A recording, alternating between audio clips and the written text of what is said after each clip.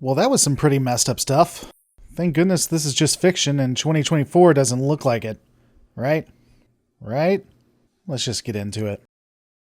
Okay, here's how I'm going to break this down. I'll be discussing the episode in sections. If you're here just for the Trek stuff, great, you'll get that. But if you want to see how DS9's past tense episodes reflect on real world issues, you're going to get that too. If it upsets you, well, unless you're an extremist, I doubt it's going to get too controversial. Either way, welcome to the Lore Reloaded. All right, let's see some logo. Logo? ID. Identification. UHC card, transit pass. Where are we? What happened to Starfleet headquarters? Oh, perfect. Just what we need. 2 more dims. When I rewatched Deep Space Nine's Past Tense, Parts 1 and 2, I was reminded of how much I love the episode. It's a shining example of Legacy Trek at its best. For those needing a quick refresher, in these episodes, Sisko, Dax, and Bashir are sent back in time due to, yeah, you guessed it, some temporal shenanigans. They're transported to one of the United States' darkest moments of fictional history, the year 2024. By the early 2020s, there was a place like this in every major city in the United States. Why are these people in here? Are they criminals? No, people with criminal records weren't allowed in the sanctuary districts. Then what do they do to deserve this? Nothing. Just people. Without jobs or places to live. In this timeline, people who are mentally ill or can't find employment are sent to what's called a sanctuary district. Effectively, they're walled-off areas in major cities.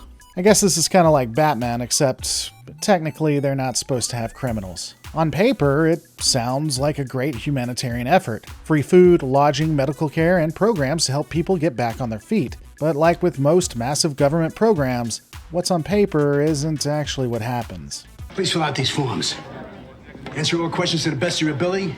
If you cannot speak English, an interpreter will be provided. If you cannot read, questions will be given to you verbally. If there's any part of this form you do not understand, ask one of our staff for assistance.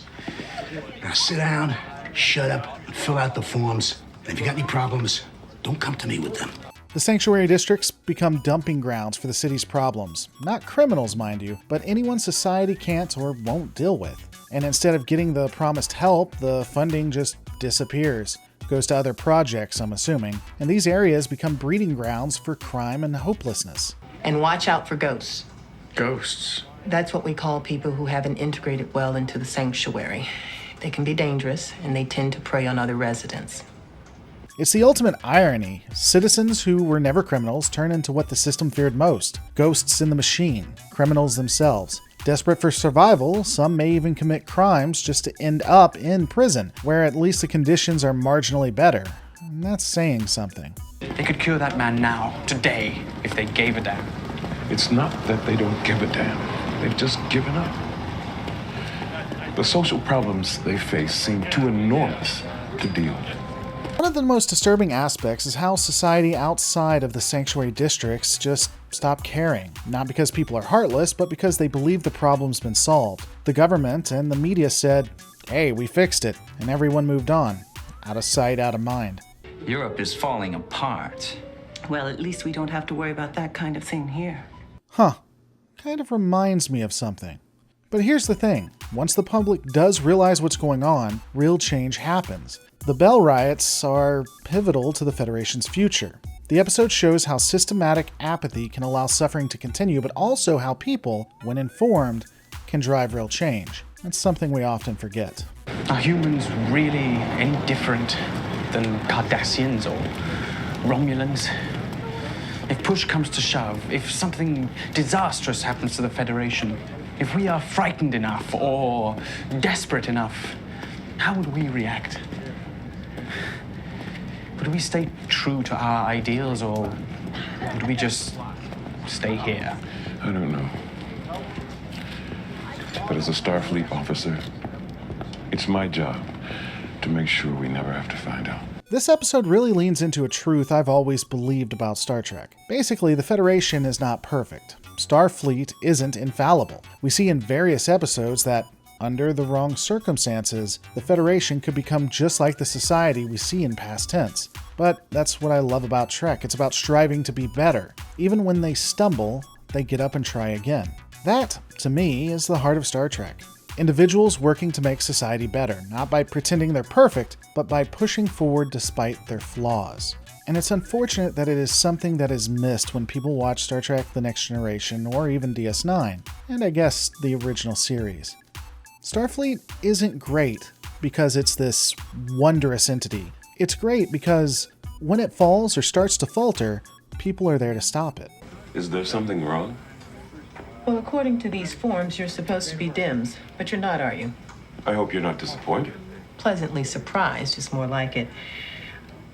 I guess I owe you an apology. If I had known you were gimmies, I could have processed your application much sooner.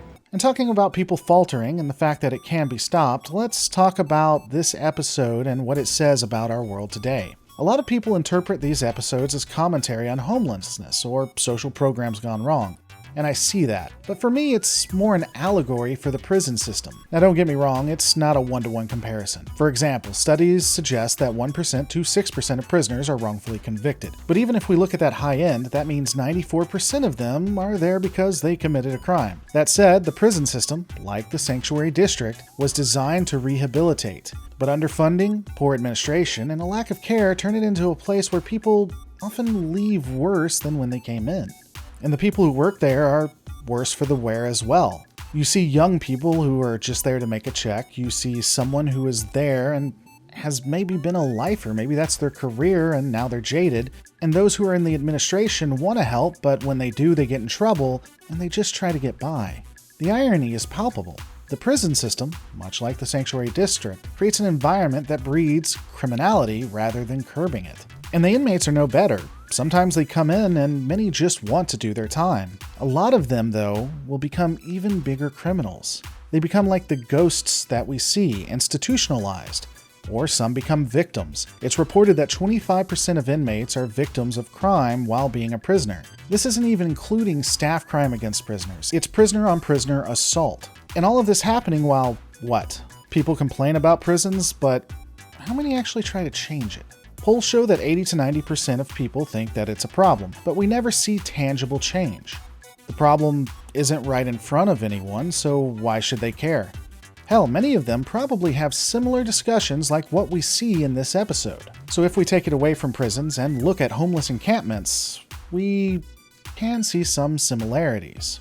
In places like Anaheim, California, Las Vegas, Nevada, and Jacksonville, Florida, populations are pushed into makeshift camps and largely ignored by society until it's someone's problem and the government comes in and moves them out. While it would be illegal to create sanctuary districts like what we see in the fictional universe, they still exist, and a lot of times they're just ignored. And again, like in the episode, the public at large doesn't really engage because they believe someone else will take care of it. Trek has always been ahead of the curve in discussing real-world issues, whether current or future. The beauty of past tense is how it combines a fun time travel adventure with deep commentary on societal problems. But that's just my take. What do you think? Drop your thoughts in the comments and let's keep the discussion going. And if you liked the video, give it a thumbs up and subscribe for more Trek. Guys, I'll see you on the next Lore Reloaded.